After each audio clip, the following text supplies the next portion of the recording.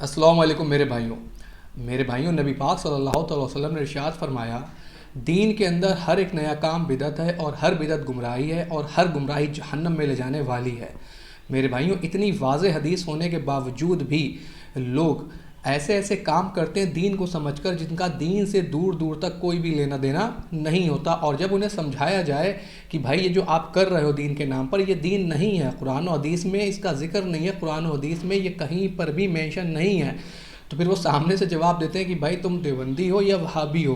یہ ان کا جواب ہوتا ہے ہمارے سوال کے اوپر۔ اگر انہیں سمجھانے کی بھی کوشش کرو تو جہالت اتنی زیادہ ہے کہ بالکل واضح طور پر احادیث اور آیات انہیں دکھا دو، لیکن پھر بھی وہ منہ پھیر لیتے ہیں اور آگے بڑھ جاتے ہیں اور نفرت کرنے لگتے ہیں کہ نہ جانے کون سا گناہ کر دیا انہیں ایک صحیح بات بتا کر۔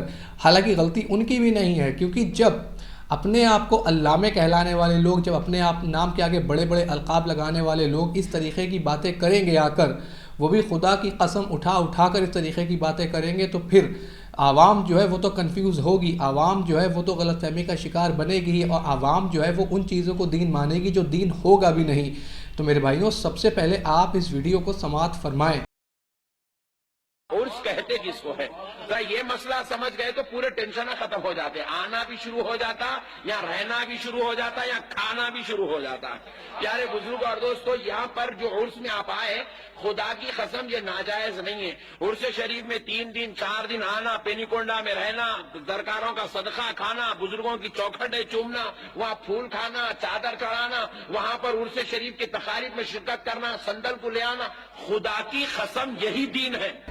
میرے بھائیوں آپ نے اس ویڈیو کو سنا جس کے اندر احمد نقشبندی صاحب جو ہیں وہ عرس کے حوالے سے باتیں کر رہے ہیں اور کہتے ہیں کہ لوگ کہتے ہیں کہ یہ دین نہیں ہے۔ کیا کہتے ہیں؟ جو بھی انہوں نے کیٹیگریز عرس کے اندر بتائیں، عرس منانا، مزار پر بیٹھ کر لنگر کھانا، سندل چڑھانا، پھول چڑھانا، چادر چڑھانا، اور بھی نہ جانے کیا کیا چیزیں، پھر ایٹ دا اینڈ وہ کہتے ہیں کہ خدا کی قسم یہی دین ہے۔ کیا کہتے ہیں؟ خدا کی قسم یہی دین ہے۔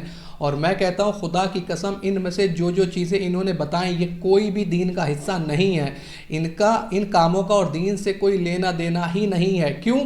کیونکہ اگر یہ دین ہوتا، اگر یہ دین کے اندر آ رہی ہوتی ساری چیزیں، تو نبی پاک صلی اللہ علیہ وسلم کے سگے چچا حضرت حمزہ احد کے اندر شہید ہوئے۔ کیا نبی پاک صلی اللہ علیہ وسلم نے کبھی ان کی قبر مبارک پر اس طرح سے معاملات کیے جو یہ حضرت بتا رہے ہیں؟ ٹھیک ہے۔ پھر نبی پاک صلی اللہ علیہ وسلم خود دنیا سے رخصت ہوئے، ان کے جانے کے بعد کن صحابہ اکرام نے نبی پاک صلی اللہ علیہ وسلم کی آرام گاہ کے اوپر یہ سارے معاملات کیے؟ پھر آگے خلفائے راشدین بھی اس دنیا سے رخصت ہوئے، ان کی آرام گاہوں کے اوپر کن نے جا کر یہ سارے معاملات کیے؟ مطلب صاف پتہ چلتا ہے کہ یہ ساری چیزیں نبی پاک صلی اللہ علیہ وسلم کے دور مبارک میں، صحابہ اکرام کے دور مبارک کے اندر موجود نہیں تھیں۔ تو جب یہ وہاں ساری چیزیں موجود نہیں تھیں تو پھر یہ دین ہوا کیسے؟ قرآن کے اندر اللہ رب العالمین نے ارشاد فرما دیا، اور ہم نے تمہارا دین مکمل کر دیا۔ نبی پاک صلی اللہ علیہ وسلم نے بھی خطبے کے اندر ارشاد فرمایا کہ کیا جو بھی اللہ نے میری طرف میسج بھیجا کیا میں نے سب تم تک پہنچا دیا؟ تو صحابہ اکرام فرماتے کہ ہاں یا رسول اللہ آپ نے سب پہنچا دیا۔ تو آپ ذرا بتائیں کہ جب نبی پاک صلی اللہ علیہ وسلم نے ساری باتیں دین کی جو بھی چیزیں تھیں وہ ہم تک پہنچا دی صحابہ اکرام کے تھرو، تو پھر یہ ساری چیزیں جو یہ قسم اٹھا کے کہہ رہے ہیں، خدا کی قسم کھا کے کہہ رہے ہیں، پھر یہ دین کیسے ہوا؟ میرے بھائیوں یہ دین نہیں ہے۔ یہ دین کے اندر انہوں نے چیزیں انجیکٹ کی ہیں بدعت کے نام پر، یہ ساری بدعت ہیں، اور یاد رکھیں ہر بدعت گمراہی ہے اور ہر گمراہی جہنم میں لے جانے والی ہے۔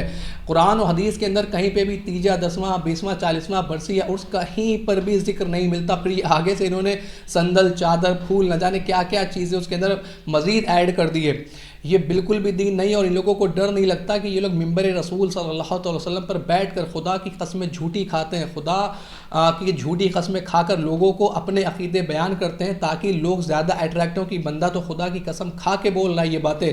اور میں آپ کو بتا رہا ہوں کہ احمد نقشبندی جیسے لوگوں نے تو وہ باتیں بیان کی ہوئی ہیں کہ خدا کی قسم کہ جن کا قرآن و حدیث سے کوئی میل نہیں کھاتا، قرآن کچھ اور کہہ رہا ہوتا ہے، یہ صاحب کچھ اور کہہ رہے ہوتے ہیں۔ ایسی آیتوں کی تعویلیں انہوں نے کی ہوئی ہیں، ایسی حدیثوں کی تعویلیں انہوں نے کی ہوئی ہیں جو آج سے پہلے کسی نے بھی نہیں کی۔ آیت کا مفہوم کیا ہوتا ہے، حضرت کیا بیان کر رہے ہوتے ہیں، حدیث کیا بیان کر رہی ہوتی، حضرت کیا بیان کر رہے ہوتے۔ تو میرے بھائیوں جاگیں، آپ لوگ قرآن و حدیث سے اپنے رشتے کو جوڑیں، ان ساری خرافات سے اپنے آپ کو کنارہ کریں۔ ان ساری چیزوں کا اسلام سے کوئی بھی لینا دینا نہیں ہے، یہ صرف آپ کو دھوکہ دے رہے ہیں، آپ کے بھولے پن کا اور آپ کے نہ پڑھنے کا یہ فائدہ اٹھا رہے ہیں۔ اگر آپ آپ اپنی زندگی میں علم کو لے آئیں گے, اگر آپ اپنی زندگی میں نالج کو لے آئیں گے تو پھر ان جیسے یہ باتیں نہیں کر پائیں گے. آپ دیکھتے ہوں گے کہ چند سال پہلے کتنی زور و شوروں سے گنڈے اور تعویذ کا معاملہ چلتا تھا, لیکن آج اس طرح سے نہیں ہے. ہوتا ہے, ابھی بھی ہوتا ہے, لیکن اس طریقے سے نہیں ہے جس طرح آج سے 10-15 سال پہلے ہوا کرتا تھا. کیوں؟ کیونکہ لوگ جاگروک ہو رہے ہیں, لوگ اویئر ہو رہے ہیں, لوگ چیزوں کو سمجھ رہے ہیں, اور انشاءاللہ تعالیٰ ان قریب ان ساری چیزوں کے حوالے سے بھی لوگ سمجھیں گے اور ان جیسے لوگوں کو کنارے لگا دیں گے, جیسا کہ معاملات شروع ہو چکے ہیں. امید ہے کہ بات آپ کے سمجھ آئی ہوگی. الا البلاغ.